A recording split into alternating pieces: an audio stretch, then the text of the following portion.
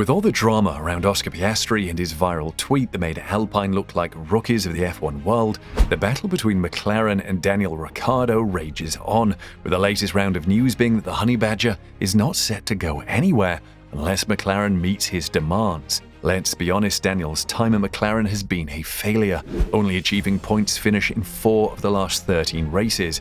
He has struggled with the car and has been outdone by his teammate Lando Norris on multiple occasions. However, the F1 world does not think the former Red Bull driver's time is up, with many potential suitors very keen to get Daniel into their cars. So what is the request, and who are the potential suitors? Let's find out. According to reports, Daniel has warned McLaren that they must pay him an 8-figure sum if they want to replace him with Oscar Piastri next season. McLaren is looking to replace the Australian with a younger Australian in 2023. Alpine upgraded Piastri to a racing seat when Fernando Alonso confirmed his departure for Aston Martin, but the Formula 2 champion had other intentions for his F1 debut. Piastri wants to join McLaren rather than stay with Alpine, a possibility offered by his manager Mark Webber. However, Ricciardo is guaranteed at least 1 more year on his present contract and is keen to see it through, or at the very least, collect a hefty salary. According to Speed Cafe, the 33-year-old is the sole party with authority to terminate his contract, putting McLaren in a difficult position. According to the source, Ricciardo has requested a price of more than £12 million to leave the team. If both parties agree, the ultimate compensation is believed to be lower. However, Ricciardo will still make millions by standing aside to allow Piastri to compete alongside Lando Norris. Even if he does, his F1 future will likely be safe, with many teams eager to snap him up. In recent weeks, at least 4 teams have made touch with the Australian to ascertain his intentions.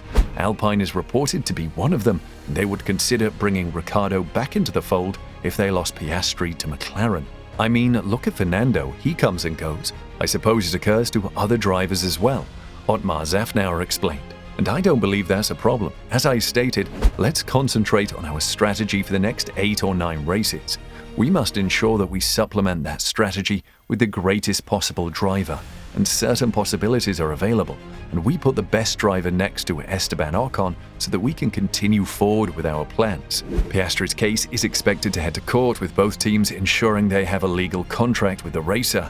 If Alpine can demonstrate the right to promote their reserve to a racing position next year, McLaren may be on the line for another large fee if Piastri breaches the agreement. Ricciardo's ongoing issues with teammate Lando Norris have raised serious questions about his F1 future, with the prospect that the 3-year contract Ricciardo signed with McLaren at the start of the 2021 season would be cancelled early. However, with many reports saying that the option for the relationship to be dissolved prematurely is solely on his side, Ricciardo finds himself in an odd position.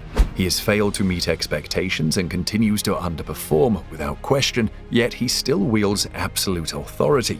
His destiny, for the first time, is entirely in his control. With his reputation perhaps irreparably harmed, his present wage, a reputed $15 million per season if you please, would be unattainable elsewhere. Despite an uneven 2022, McLaren is the team most positioned to reach the elite in the future years. If his current situation looks grim, the consequences if he parted company with McLaren at the end of the year are unthinkable.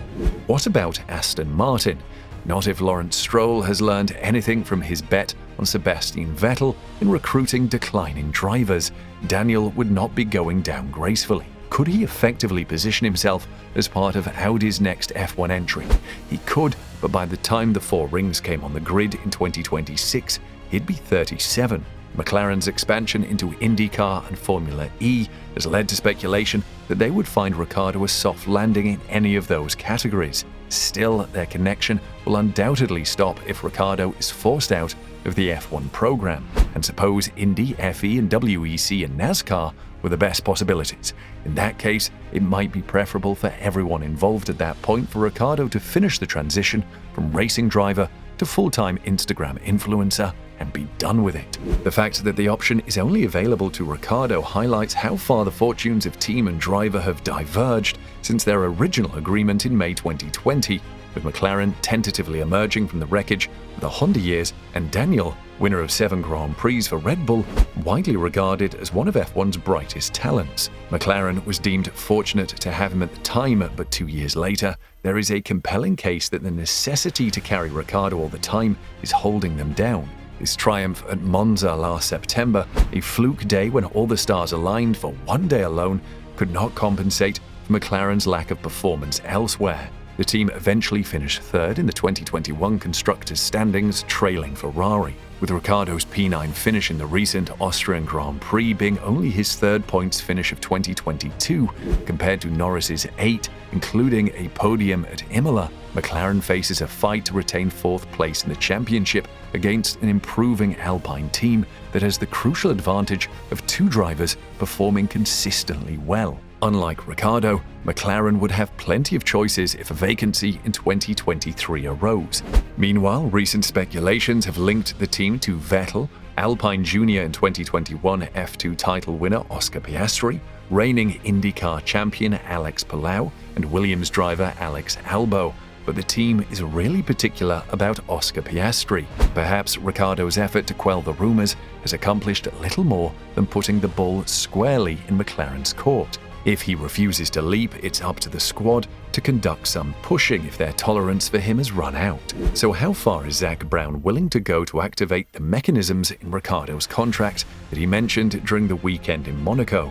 Could this be a replay of 2010 when Ferrari practically bribed Kimi Raikkonen not to drive? I still want this more than ever, Ricciardo said in a statement, evidently dismissing claims that his difficulties had dimmed his enthusiasm for the sport, and rumors that even he, the eternal optimist, couldn't see a way out. However, recall that this is the same driver who used to explain his itchy anxiety, his apparent battle against time to become world champion, only to follow the money to Renault in 2019, leaving one of the few cars capable of winning races for one he frequently lapped. Remember, this is the same driver who came at Renault, drawing analogies to Lewis Hamilton's transformational transfer to Mercedes, but almost immediately regretted his decision, seeing enough after 1 year to quit ship before the second season of his long-term project had even begun. With Ricciardo's option giving him the upper hand in any negotiations, most indications point to the marriage of inconvenience, the painful hunt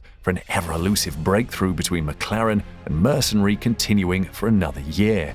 But if he did take the money and run, it wouldn't be the first time he has said one thing and then done something else entirely. This isn't over yet, and may reveal how much Ricciardo's priorities have changed since leaving Red Bull. Daniel Ricciardo has been driving for McLaren since 2021, but his performance this year has fallen far below expectations. He's expected to return to Alpine, previously Renault, next year in a swap with compatriot Oscar Piastri, currently a reserve and test driver. The Piastri departure is as significant for McLaren as it is embarrassing for Alpine, which appears to have lost a 2-time world champion and a possible future world champion in 72 hours to rival teams. The same can be said about McLaren, who is forced to spend a lot of money to get a young star. However, as things stand, Piastri is expected to join Lando Norris for his rookie season in what will be a strong contender for the greatest young driver combination on the F1 grid.